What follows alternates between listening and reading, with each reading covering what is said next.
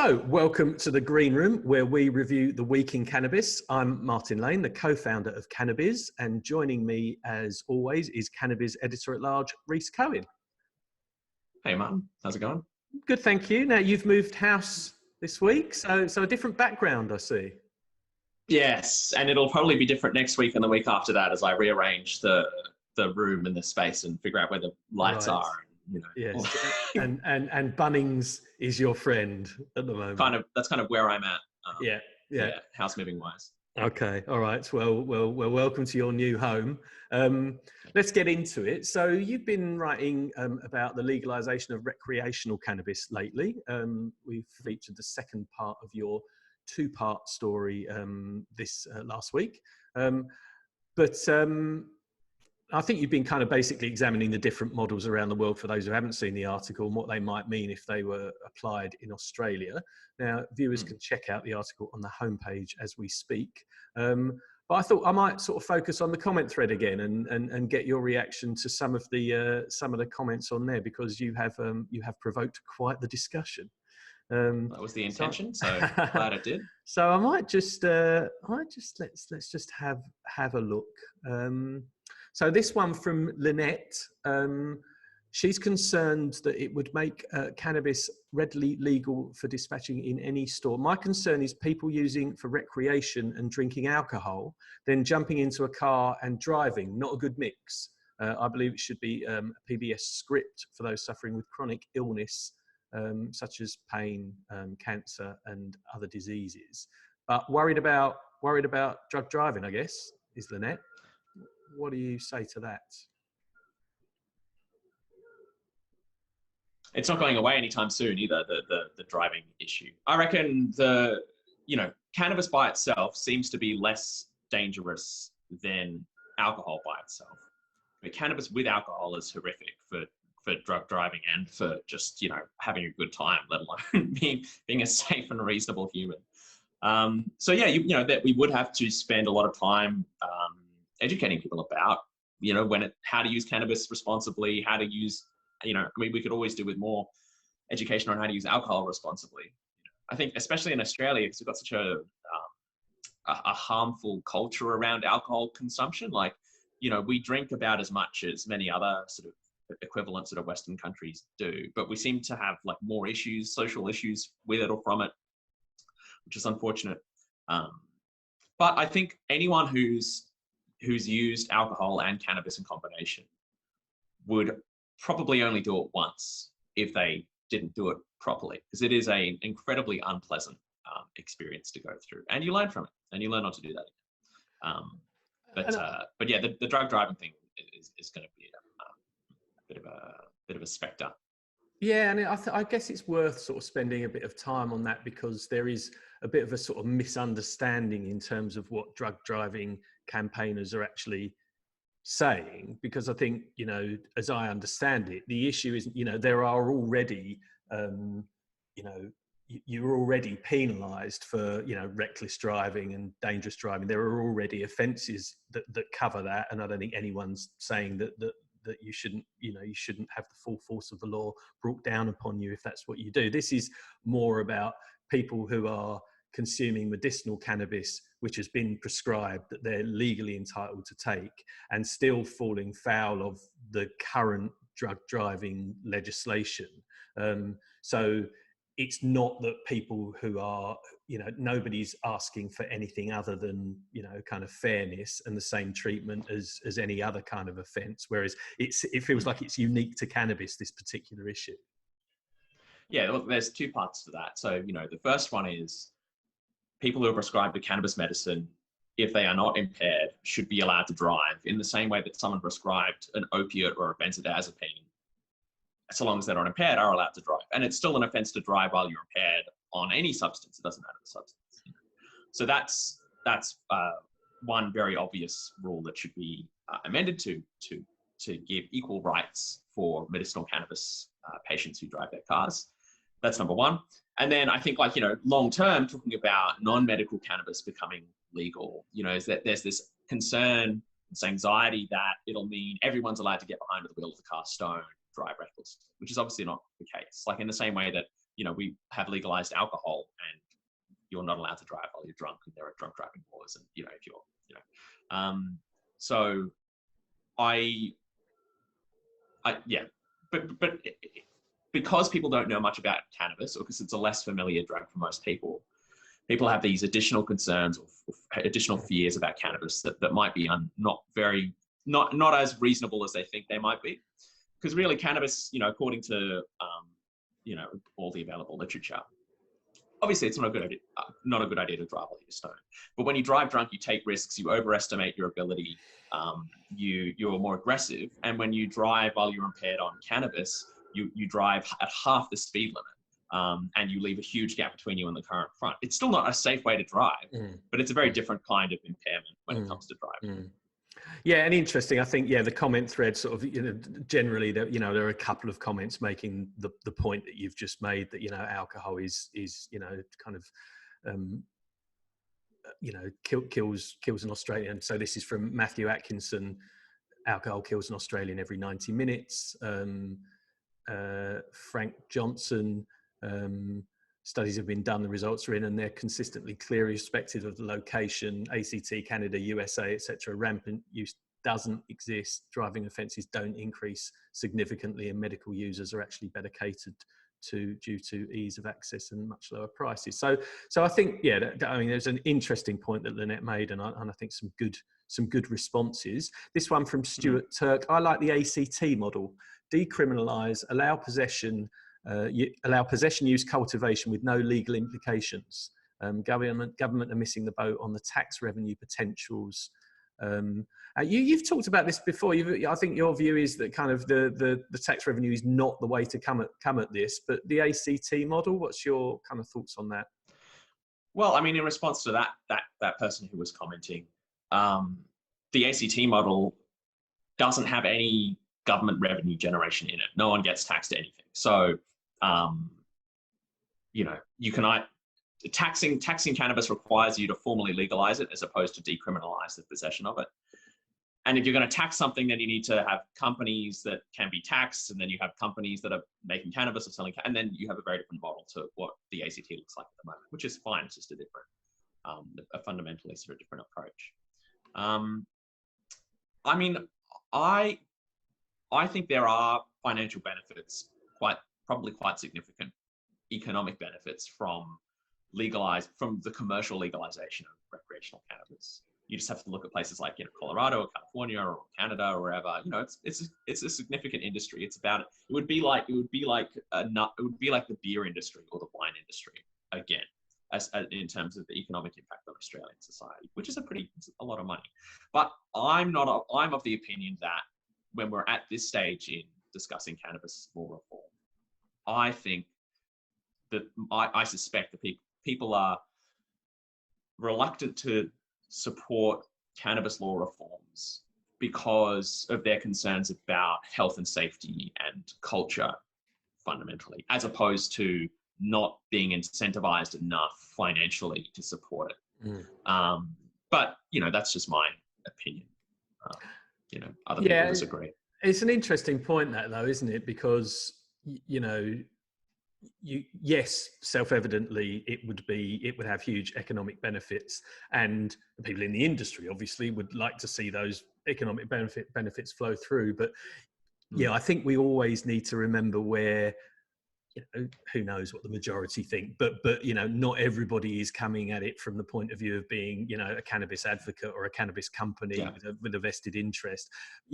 Most people probably don't think about this that often, and therefore, if at all, the notion. Well, a good statistic. Sorry, Mark. A good statistic is that just came to mind. 74% of Australians think that there should be no criminal penalties for possessing and using cannabis, but less than 40% of Australians support the legalization of recreational cannabis. So that gives you kind of an idea about the gap between the number of Australians who are already on board with decriminalisation as opposed to people who are actively in support of recreational legalisation or commercial legalisation. Yeah, it's interesting, isn't it? Because I think that's generally the way sort of the world, not all of the world, but certainly the bit of the world that we live in is going, in that people kind of are a lot more tolerant of the kind of, you know, private behaviours of individuals these days, and don't really kind of care anymore. But yeah, I think there is a leap between that and using the economic argument. I think the economic argument, as we've talked about before, might be one that sways, you know, finance ministers possibly, but it's not going to sway in the court of public opinion, I don't think. So we agree on that, which is nice. Oh, there we go. Just two guys agreeing with each other. Yeah, great. Yeah. That doesn't make for great entertainment, though. Okay, so in last one, I think this is from Tony H. Legalization might potentially increase smoking the product. Irrespective of other consequences, this may well have potential health implications. Australia's been doing well in reducing the smoking of tobacco. Do we really want to increase the smoking risks again?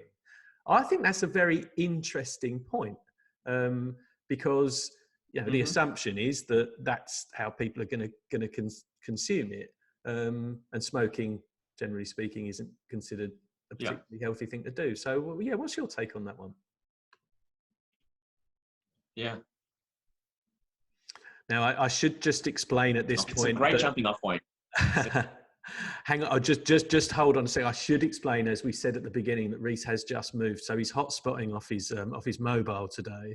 So occasionally we're getting you frozen in time.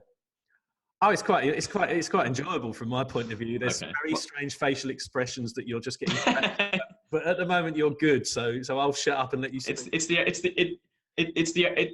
It's the only time you'll ever get me to shut, Mark. Is when my internet's getting choppy.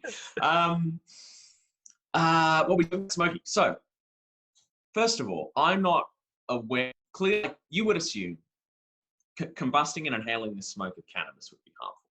Totally reasonable assumption.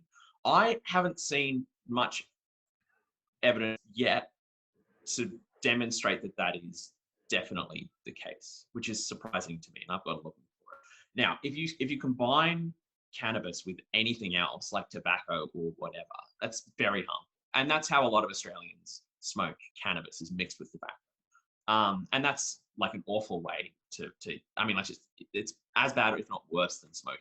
It's like smoking, but you're much more likely to become dependent on that form of consumption. So it's a very bad idea. So there are things there. And now I'm not saying that smoking combusted cannabis smoke is not bad for you, but we haven't seen any strong to, you know, causing cancer like we have with tobacco. I mean, clearly it's an irritant, so, you know, maybe you would increase the risk of bronchitis or something like that. But also, we don't really want to be encouraging people to smoke, because, yeah, we've gone a long way in moving towards a smoke-free society, which is a good objective to work towards. But if you look at what's happened in markets such as Canada, it starts off being very flower dominant, but then other product forms start to become more popular. So like edibles are hugely popular, are becoming increasingly popular, as well as vaporizing. So, you know, you can not combust, but you can heat and inhale the vapor from cannabis, which is a potentially less harmful way to consume it. And there are also these, you know, if they're well regulated, you know, vape pens are, you know, maybe another way that is also less harmful. The other thing with smoking is it's a bit obnoxious, like, you know, like smoking cigarettes is. You know, you don't want to be sitting next to someone at a restaurant who's smoking a cigarette, or at least I don't. So you need to be a bit cautious, or a bit respectful about, you know, public spaces and other people's desire not to smell your cannabis smoke. But those are all resolvable, I think. Yeah, it's like the whole kind of, you know, vaping, you know, becoming tobacco harm reduction kind of thing. As you say, it doesn't feel like that would be, I can understand the concern, but it doesn't feel like something that couldn't be resolved with other delivery mechanisms, for example. But no, it's been a good discussion, and I think, you know, I don't think it does any of us any harm to, you know, kind of hear from other, not necessarily dissenting, but certainly other voices from time to time, because it can be a little bit of an echo chamber, that internet there. Oh no. But anyway, let's press on. I'm gonna absolutely defer to you on this one, because I find this stuff really difficult to get my head around. But this is the TGA testing methodology story, the gift that keeps on giving. So for those who may not remember, the TGA relied on their testing methodology to kind of name and shame some allegedly non-compliant medicinal cannabis producers. The methodology has now been published under the Freedom of Information laws. Colloquially, it's referred to as the dilute and shoot method, which sounds horrendous, but I'm sure you could explain what that means. And that was why the National Measurement Institute initially concluded that 5 out of 22 of the products they tested in September failed to comply with quality standards. Those results were disputed by the implicated companies, and subsequent third-party analysis by the TGA found some products were actually compliant after all, and others, I think, were just fractionally outside the required parameters. So first of all, what's dilute and shoot? It all sounds a bit unsavory, and what should we make of this one? Well, I mean, I'm not many things. I'm not a doctor, I'm not a lawyer, and I'm definitely not an analytical chemist. So, really, I'm just repeating what people I trust have told me. It seems like let's call you an interested observer. That's what an interested observer. Yes. Yeah. It seems like a pretty reasonable, pretty standard methodology. The analytical chemist that I spoke with was a little bit suspect, I guess, of the choice of internal standards that this lab had chosen to use. It's his opinion that there are other standards that are available and have been available that would be better and would be more accurate than the ones that lab currently chose. But this is a conversation, a debate between professionals in their field. It's hard for me to judge one or the other necessarily. Yes. What is interesting to me is that it took someone, not us. So if you're out there, let me know if it was you. It took someone filing an official Freedom of Information request to have this testing methodology released. And this methodology is something that many people in the industry have been asking to be released for some time, because what happened was, the government said, sorry guys, we tested your stuff and it's out of whack. The companies went, okay, how did you test it? And they went, well, I can't tell you. But we did, and it's not on. So, watch yourselves. But now, it's sort of, people have come to the realization that actually, different labs have different methodologies that's going to produce different results. And unless you can standardize that to some extent, or at least disclose which methodology you're using to assess companies' performance by, it's not very fair, is sort of the impression that I got. So this is a win for transparency, but whether this has any impact, is yet to be seen, because it would require other labs to attempt to mimic that methodology or copy it completely and with a high level of fidelity to sort of standardize that. I don't know. Yeah, look, it's very interesting you should say that, because I did actually speak to Russell Kinghorn at Pharmalytics, and earlier in the week before this story actually even came out, and we were just talking about the difficulties with testing something which is a plant which kind of can degrade, and there's different batch issues with different batches, etc. So cannabis does have some unique challenges which other products that come through his lab, for example, don't necessarily have. Mm-hmm. And I should preface this by saying we have reached out to the TGA for comment. So we're waiting for them to come back to us. But that was my thought when I read it. Was you just want things to be open and transparent. If you're a right. business that's been told that you're non-compliant, then you want to know, how was that conclusion reached? If mm-hmm. there was then a different conclusion reached, you'd want to know, why was that conclusion reached?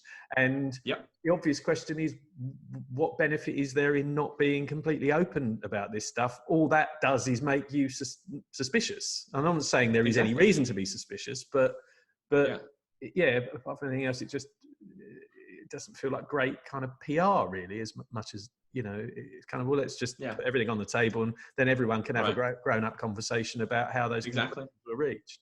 100%.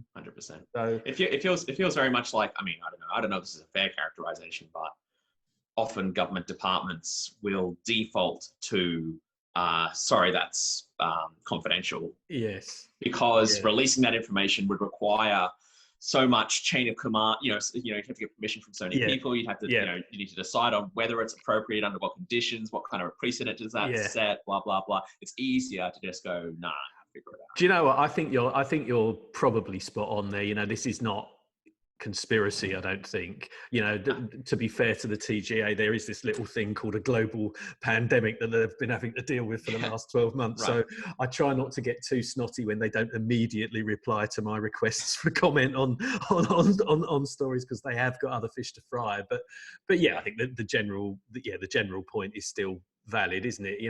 Why if you can afford to not keep something secret, there's no good reason to keep it secret. Don't keep it secret.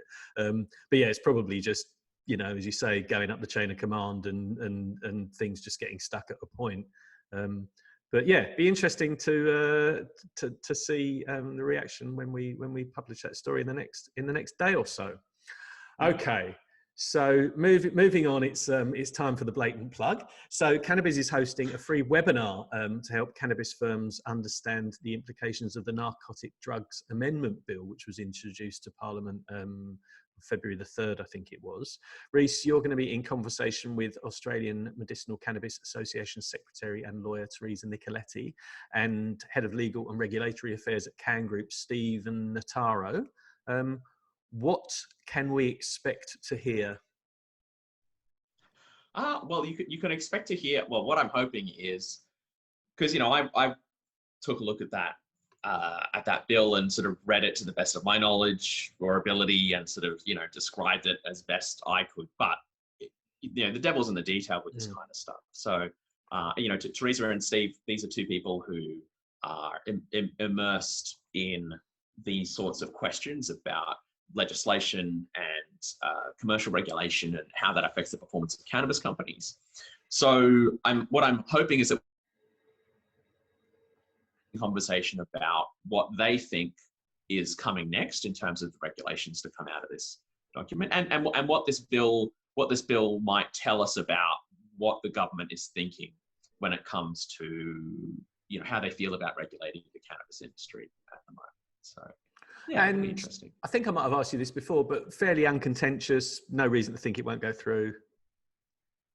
I've just lost your sound there, Martin. Sorry, I was going to. Oh, let me have a look. I think it might have been you. It might be me. I was just saying, fairly uncontentious. No, still can't hear me? Well, look, if you can still hear me, why don't I just guess what you're saying? And we can just keep going this way, shall we? Brilliant. So what's a funny story we can talk about today? All right. This is going to be a challenge. So I'm going to use the opportunity to quickly just. I'm sorry, mate. I've got nothing. That webinar is taking place at 6 p.m. on Tuesday, the 23rd of February. So please do join us for that. And I've got a little comedy moment to finish up, but Reece is still looking perplexed because he can't hear what I'm saying. I'm just pushing some buttons to see if I can salvage anything from this. How's that? Any good? Oh, dear Lord. How about this? How's that? Yeah. Can you hear me now? No. I think I can hear me. I don't know. I still can't hear you, Martin. I'm sorry, mate. I don't know what's happened. I've tried different audio inputs. It's not something that I can fix if it is a problem on my end. How about now? Can you hear me now? No, I don't think. I think we're going to have to leave. Are we going? All right. Bye, everybody. Have a great week. I'll see you next time when I have the internet properly, hopefully. Bye.